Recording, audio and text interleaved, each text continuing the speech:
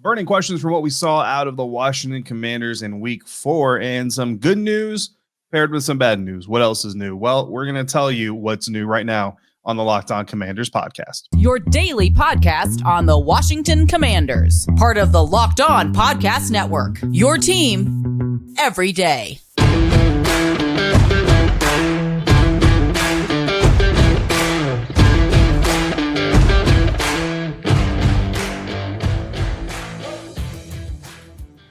Welcome in, Commanders fans, to the Locked On Commanders podcast, part of the Locked On Podcast Network, your team every day. We are your daily podcast covering the Washington Commanders. We are free and available on all platforms, including YouTube and the WUSA 9 Plus app on your Roku or Amazon Fire Stick. And we thank you for making us your first listen or your first view of the day. I'm David Harrison. My co-host is Chris the Rooster Russell, both of us credential media members covering your Commanders. Chris is doing it for the Team 980. We'll find him and Pete Medhurst live from 9 a.m. to noon Eastern, Monday through Friday, or anytime on the Odyssey app. And you can find me over at Commander Country, part of Sports Illustrated's Fan Nation, where I am a writer covering your Commanders.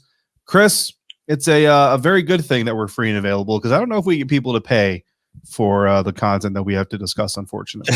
Well, maybe after week 1 we could have, but not after weeks 2, 3, and 4. But either way, we appreciate, trust me, more than ever, we appreciate you guys for being with us and making us your first listen and your first watch of the day. David, we did, as you mentioned, we did get some good news, expected news that we touched on at the end of our post-game episode when you were at AT&T Stadium in Arlington. By the way, welcome home. Glad you got back home safe. Literally just got home right before Ron Rivera's press conference. There you go. I mean, that's the life of a beat reporter, man. It is crazy, especially when you're traveling. Ben Standig of The Athletic coming into the press conference at the airport still. Like, there you go. It's nuts. All right, so let's start with the good news, right? Because we try and put a positive spin whenever we can, and but it's got to be realistic, and this is more than realistic. Brian Robinson Jr., as we talked about again at the end of our episode, our previous episode, the post-game episode, will be indeed, according to Ron Rivera, activated off of the NFI list for Wednesday's practice. Now, that starts a 21-day window in which he can practice with the team. He's not on the 53, and he can't obviously play until he's activated to the 53. So when you hear activated, it's activated off the NFI list, not onto the 53, meaning they don't have to make a roster move right away. But David, this is the huge news we were expecting and hoping for, right? It's a shot in the arm. And hey, you know what? Not only do they need it, they'll take it. The question is how big of a help do you think it will be if Brian Robinson is cleared to play against the Tennessee Titans on Sunday, or whenever he is cleared to play? It's a huge potential help, right? And I gotta salt this whole thing with potential, because we haven't seen Brian Robinson in the regular season. We saw him in training camp. We saw him in preseason. He looked great, right? But there are factors there, right? Preseason is, you can take a little bit more from preseason than you typically can from training camp. The really great thing that I liked about what we saw out of Brian in training camp really wasn't so much what I saw out of Brian, because as a non-NFL coach, like, I saw Brian Robinson, I was like, man, this dude's big. He's faster than I expected. He's more agile. He can pass. He can catch passes. Look, early on in training camp, I actually remember I tweeted one out. Milo Eifler kind of put a move on him, a spin move on him, in pass protection drills, and just made him look like a rookie, right? But you saw him rebound. You saw him get better and learn from the experiences. That's all you want to see, right?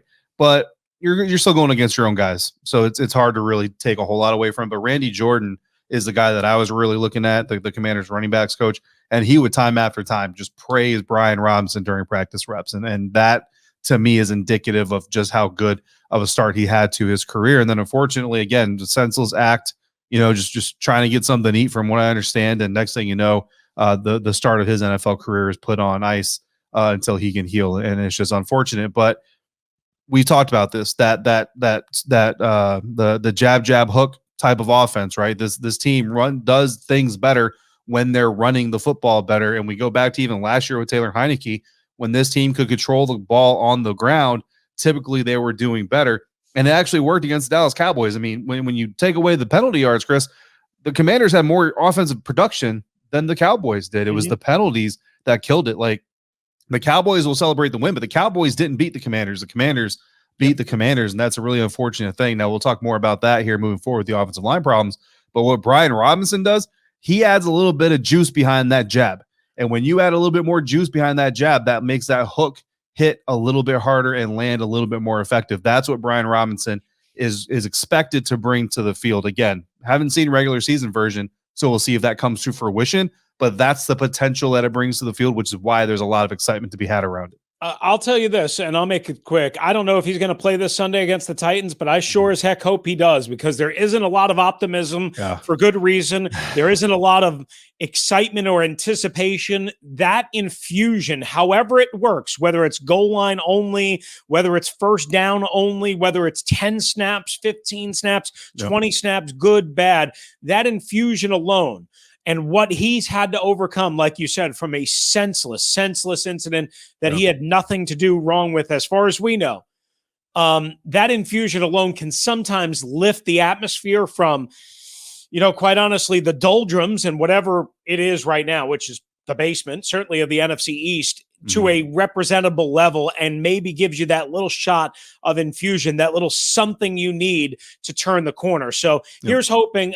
We can't spend a whole lot of time on it for this week until we know he's actually on the roster for this week. And I don't think we're going to find that out until Friday or Saturday. Maybe Friday we might find that out. But either way, hopefully he is back again as early as this Sunday against the Titans. David, we also got a little bit of good news. This one isn't going to be the news that fans really identify with, but it is important. Tyler Larsen is also expected to be activated off of the PUP list. And why it's important?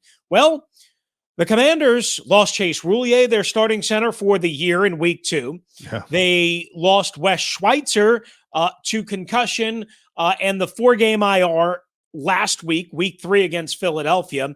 And Nick Martin, Zach Martin's brother, was starting at center and was okay.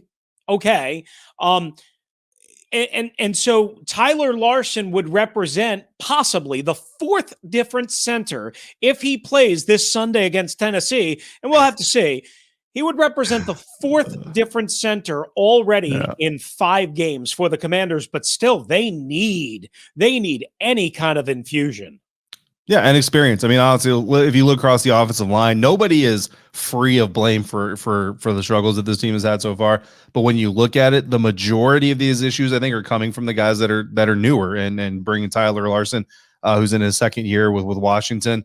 Hopefully it's an improvement. And then, of course, you get some good guys back, right? And Ron Rivera admitted on Monday, Chris, that he's as frustrated about this as anybody. And then you get some good guys back, and you might be losing a good guy. Jahan Dotson, who came out of the game on Sunday with that hamstring issue. Ron kind of downplayed it after the game. I think that was more hopeful than anything. Jahan, even at his locker, said that, it was more of a cramp than anything else. And again, maybe just trying to be more hopeful than anything.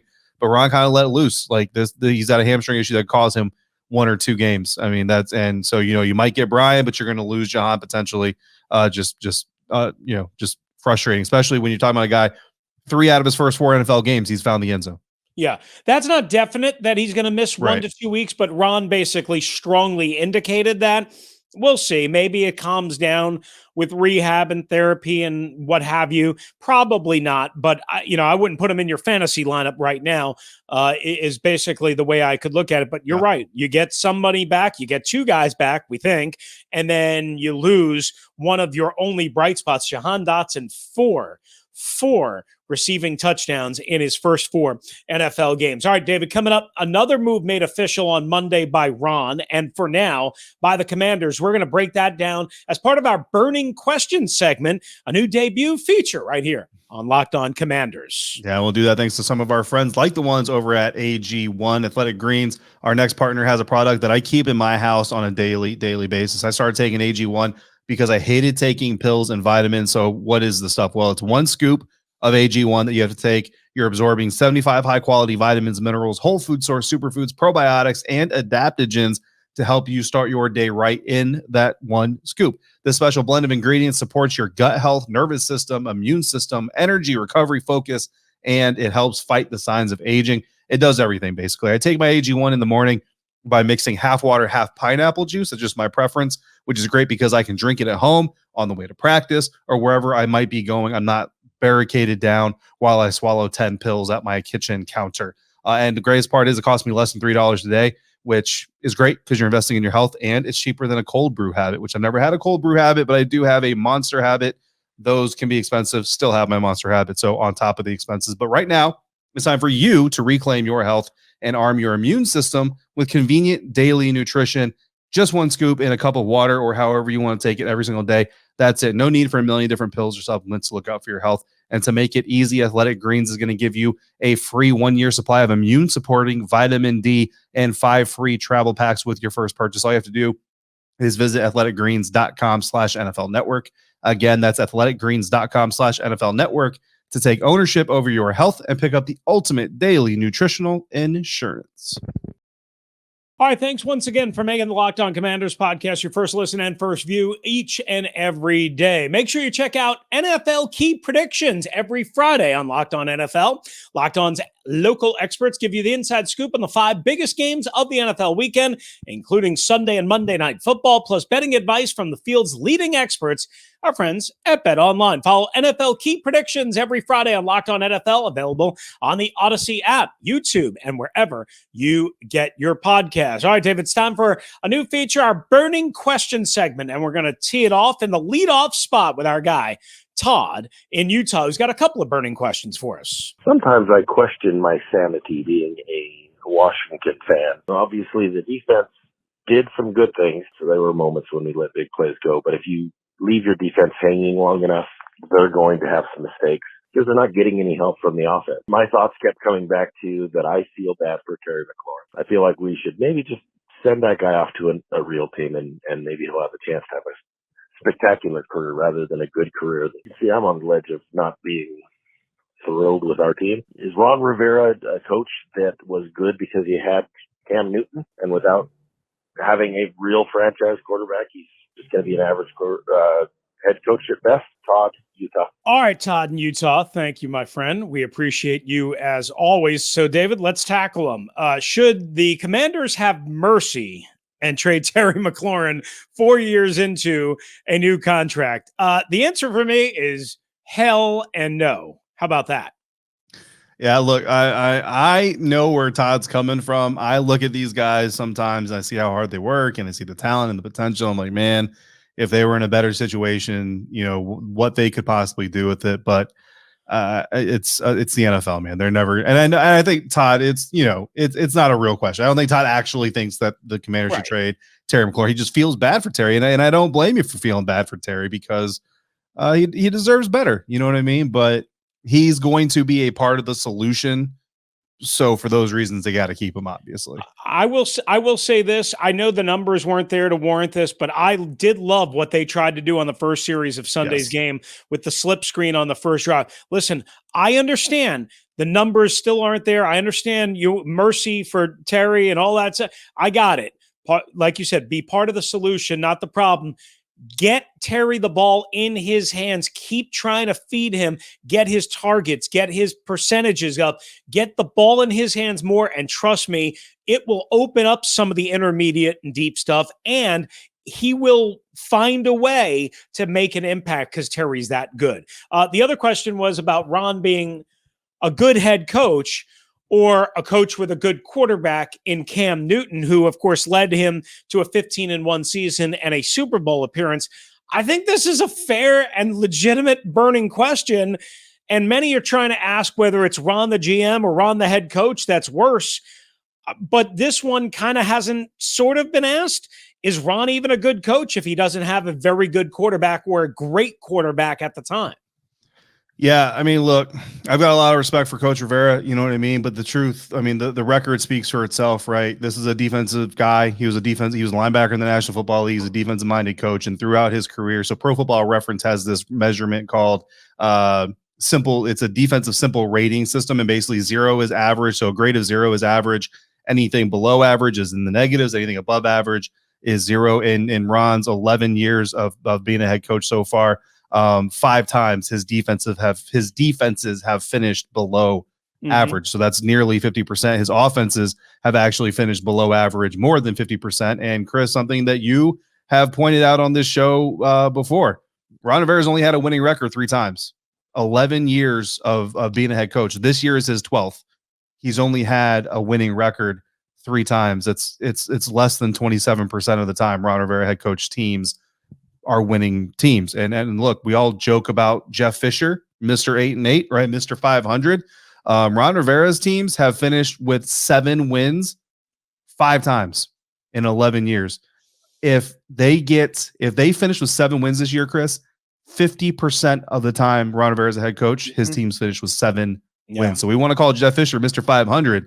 Ron is Mr. I don't even know you like Mr. 438, but right now it's not actually 438 because it's no longer 7-9, right? But Mr. 7 wins. I don't know what you want to call him, but like, would you rather be Mr. 500 or Mr. 7 wins? I think you'd rather be Mr. 500, and Jeff Fisher is no longer coaching. I'm not calling for Ron's job.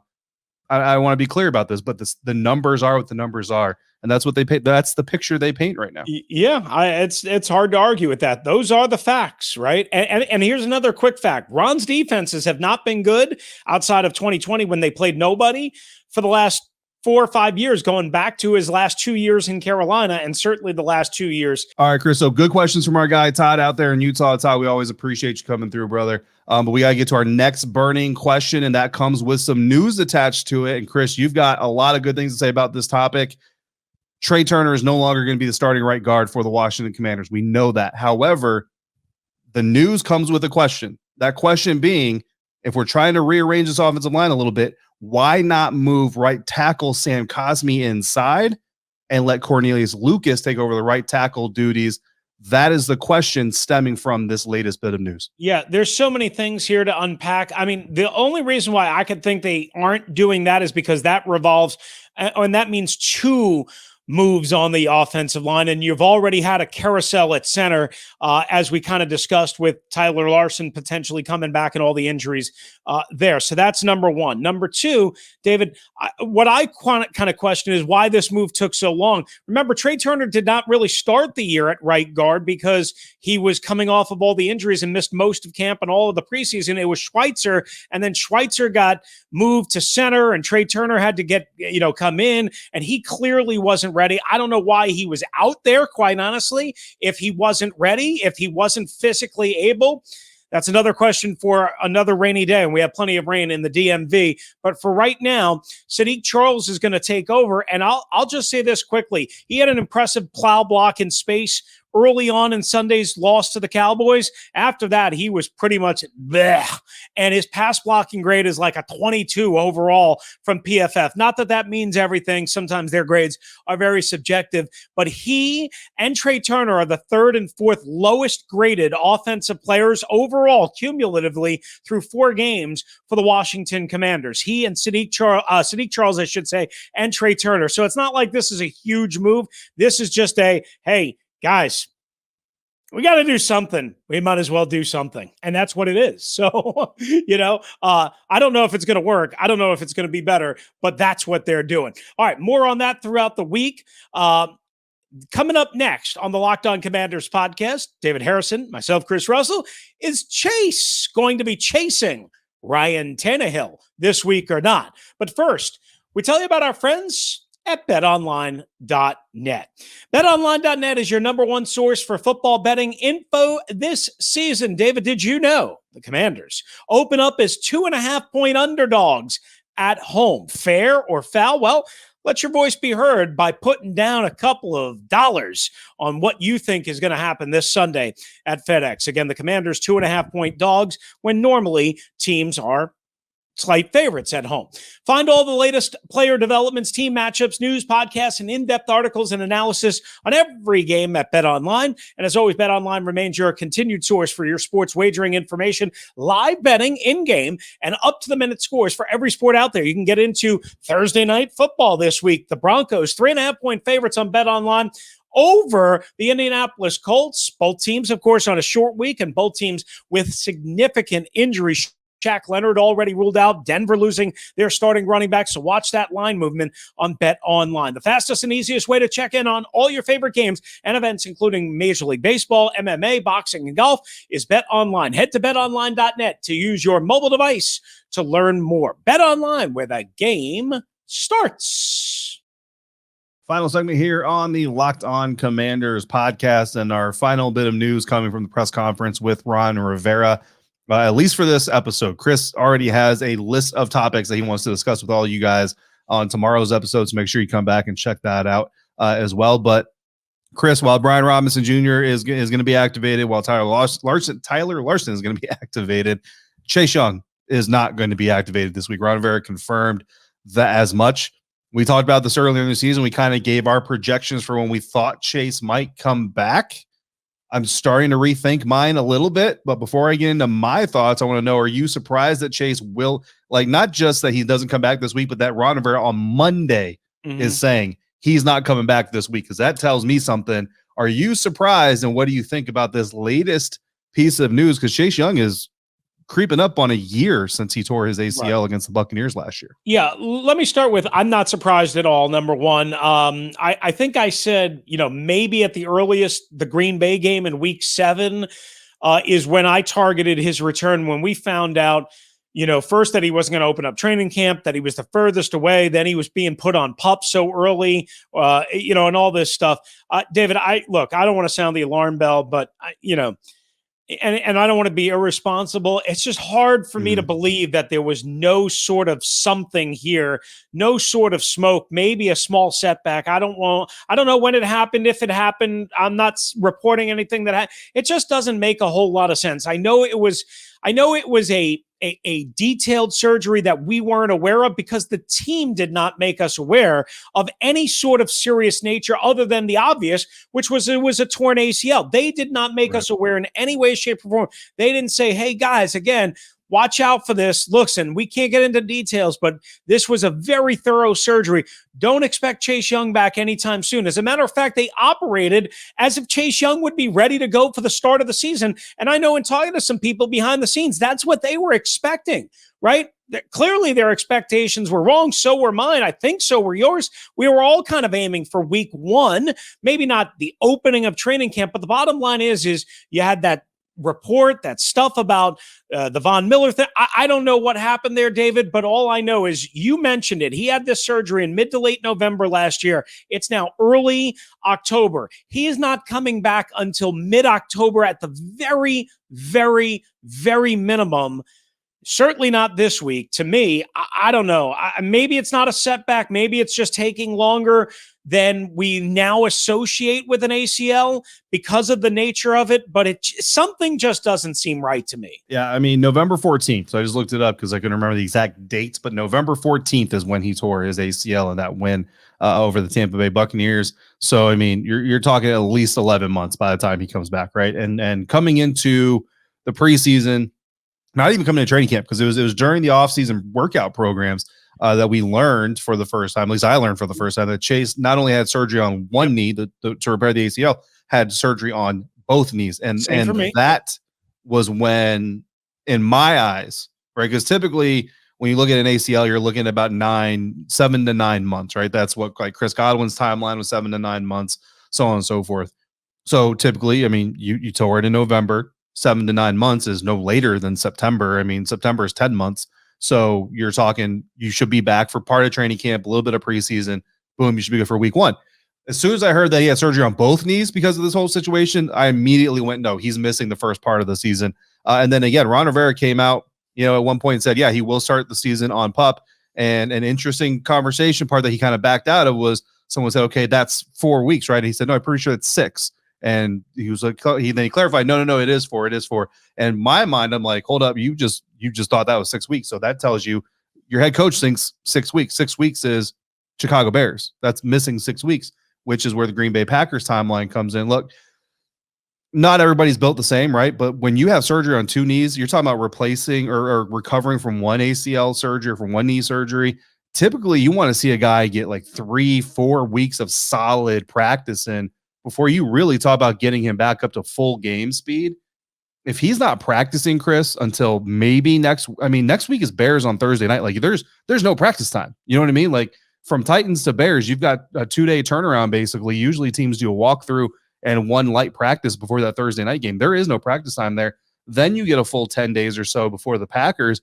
Maybe if that's week 1, I mean, Colts October 30th is even kind of a quick return when you talk about coming onto the active, participant list to actually playing real life football. 1 week, even a 10-day week. That is a quick return from that type of surgery. And you're talking about 2 surgeries. Chris, we may not see Chase Young until November 6th, Minnesota Vikings in FedEx. And I'm starting to think that's the earliest we'll see Chase. It's hard to disagree with that timeline. And I find it laughable that after they, all the reports with Chase Young came out and the whole Von Miller thing, they leaked it to a couple of people, a couple of select people in the media. Oh, no. Chase is fine. Chase is, we're shooting for week 5. We think he'll be back by week 5. There was never any realistic plan for him to be back by week 5. I'll just say that. There was never any realistic plan, but they prey on people that are gullible for attention or for information. And that's what happened. And now you see where we're at. No, this is not about, oh, we were right, they were wrong or whatever. It's weird to me that they didn't address the pass rushing defensive end spot outside of F.A. Obata if they knew Chase Young was going to be out this long. If they knew Chase Young was very dicey to be available for the first half of the season, it would scream that you would do something else on a team desperate for pass rush, desperate for difference makers with money, that you would not do anything outside of F.A. Obata. But that's where we are. All right, David, that is going to do it for this particular edition. Thanks again, guys, for making the Locked On Commanders podcast your first listen and view of the day. Again, thanks, Todd, in Utah, for the voicemail. If you want to hop in on the voicemail line and give us burning questions or just your thoughts, do so. 301-615-3577, 301-615-3577, or Locked On Washington Commanders at gmail.com. Now make your second listen of the day and watch the Peacock and Williamson NFL show. Brian Peacock and former NFL scout Matt Williamson give you the expert NFL analysis in less than 30 minutes. It's free and available wherever you get your podcasts. I'll be solo on the next edition. Got lots of things we'll do after further review. We'll explain what that means then. Stay tuned for that. David back for a crossover Thursday edition as we get you set for the Tennessee Titans. For David Harrison, covering the Washington Commanders for Commander Country, SI.com's Fan Nation. I'm Chris Russell, one half of the Russell and Medhurst Show on the Team 980 and the Odyssey app. If you're out and about, please be safe, be kind to one another, and thank you for joining us right here on the Locked On Commanders podcast.